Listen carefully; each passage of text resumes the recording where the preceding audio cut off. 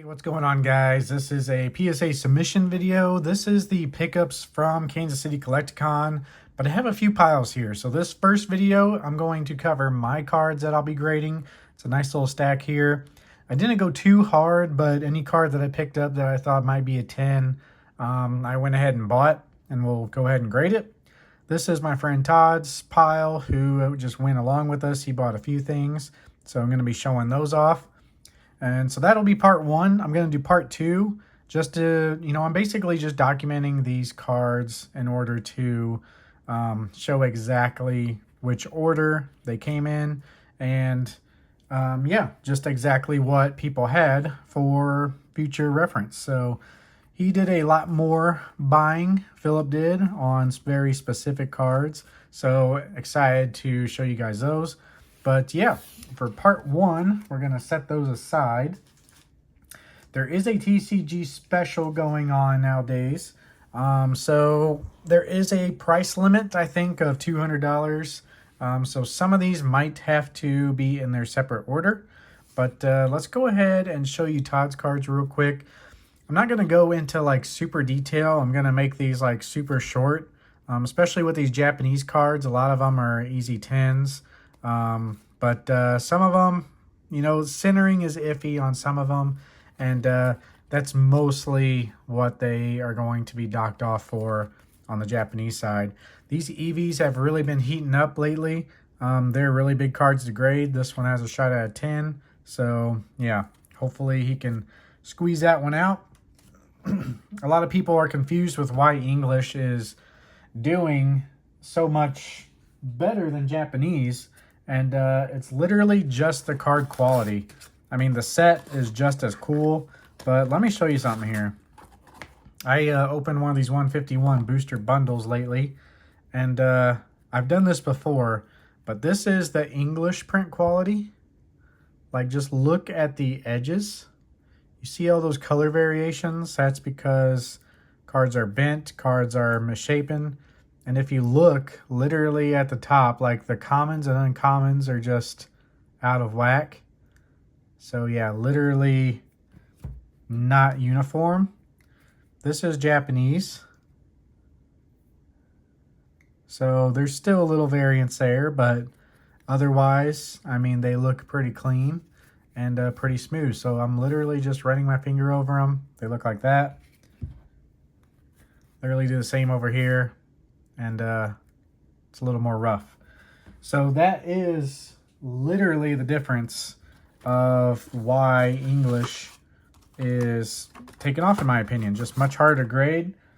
A lot of people who haven't even been collecting, sets as a whole, really decided to go all in on 151. So without further ado, let's check this out. So we have two Empoleon Vs, I think, from Battle Styles.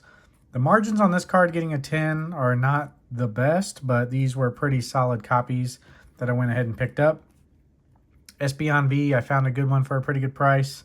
I will have a spreadsheet.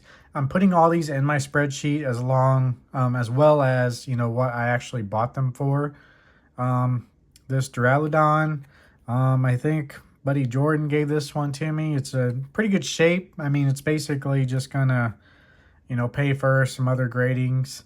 But yeah, I'm going to be doing a spreadsheet, and I will be looking over these one final time just to make sure I didn't miss anything. If there is anything on the card, it's mostly centering, sometimes a back print dot, but we have 3 Arceus Vs that all looked pretty good. I will go into more detail. I want to get used to like making more videos again. Collecticon really kind of, sparked my inspiration to record. It's just kind of a norm now to see people recording. Before, I didn't want to like interrupt anybody, and I just felt weird doing it. But, it's just kind of become part of the culture now. And yeah, I just feel more comfortable getting the camera out and recording. So I tried to do some point of views, but I had some issues with my camera. So you'll see some point of views there. But yeah, mostly going to be just footage of me talking about it. This Giratina, I mean, this guy, little iffy on the centering, maybe pushed over to the right a little bit, but it looks clean. And I really hope if this guy, I think I got this guy and a couple other cards for a pretty good price, where like if this got a 9, I would still be making some money. So that's good. It's just really nice to find that card in such good condition. Got 2 Zacian Bs. I love this card. A lot of these I need to go back and buy raw and not so good condition for my PC. But yeah, hopefully I'll get these in that spreadsheet. And when I sell them all, I will go through and give you guys an update how well I did. I need to look at these a little more. One of these, I believe this one is slightly off-centered, shifted over a little bit, but these guys were on my list, and yeah, very beautiful copies there. I just love the way that card looks. Then we have a Miriam. I think I picked this up off of Kevin. You may not have heard of Kevin yet. That might be in another future video, but it's basically this guy we met in the hotel lobby while we were opening packs, and he had a bunch of these character rares just chilling in a binder that were actually really good condition. So we ended up buying a bunch of stuff from him. Here's a Charizard EX and a Roaring Moon EX. Ghastly EX, this guy is still pretty hot right now. Anything with Gengar. Gengar is taking off, guys. He's always been a popular Pokemon, but he's really just taking off now. This card here, the Spiritomb, it's always cool because you can see the reflection of the girl in the mirror. And like this is actually Spiritomb's like shadow, and he's like possessing her in a way, or maybe it's like an illusion, but you can see that in the mirror. So kind of a really creepy card there. Drowsy card just chilling under the moonlight or the street lamp light. Then we have a couple Master Balls. I got pretty lucky. I only opened 4 boxes there at Collecticon, but I feel like Dragonair is a pretty decent one to pull just to get some money back. And Mewtwo and Erica, they are one of the top 5. So very cool. Very lucky to get those. Very happy with that. And then the rest I think is just some 151 character rares. Did get a, well, Ninetales isn't part of 151, but did end up getting the Zapdos and the Mew. Didn't have any Charizards, Venusaurs, or Blastoise. Had all the luck with the Bulbasaur.